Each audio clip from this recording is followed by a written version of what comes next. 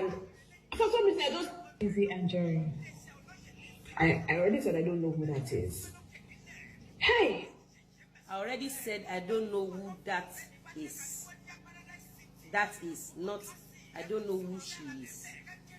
I don't know that is. Eric, not living things, you're going to qualify here. Eric, not living things, no fit qualify. Don't worry, you will know me now. Follow me, I'm coming. You will know me. Come, I will show you what I do for a living, Mabo.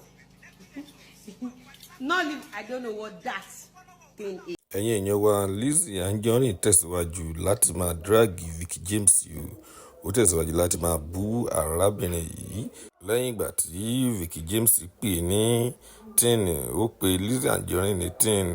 Ẹ̀yin èèyàn wa, ọ̀rọ̀ yìí ó máa lẹ́yìn o. Ẹ jẹ́ ká gbọ́ nǹkan tí LIZZY sọ. Thing don't know if you qualify me. Not living things. What is it? What is it now? A now is the name of anything. And that. What is it now? That. What I pay verb lolo. Action here. What is it now?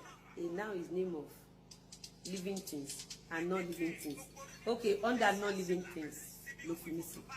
O carry ọmọ yìí ó gbọ́n mo like yẹ you nice ọ̀nà sọ́yà ẹ mọ̀ pé a now is the name of living things and not living things under non-living things yẹn tó ra kìíní nǹkan tí mo ṣe máa fi hàn má worry you know me now ṣebí you know me their family no get matter she actually quantify LIZZY as an object I swear object le.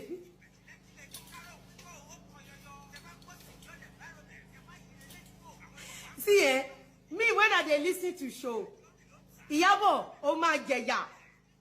When I dey listen to things, it takes someone that is brilliant to understand LIZZY. Me, I dey pay attention. Guys, under non-living things, no pay me see. I say I can't laugh. You see, for that reason, I will just spare her. They want her to chop wutu, but I will not give her wutu. Oh no man, under non-living things. Lo fi emi si. Why there you see what you see now. Hold on. You know they've been bullying her. They've been attacking her because of her husband. So they need to write this script for her to finish her career. When I was saying her career is gone, you thought I was joking. You see that she placed me under non-living things. Where she knows you from? She don't know me. Oh, we your lovers. Una don't know me. Ẹ jọ̀ọ́ bá ń pe ọmọ yìí mo fẹ́ lọ sínú bẹ̀yẹn.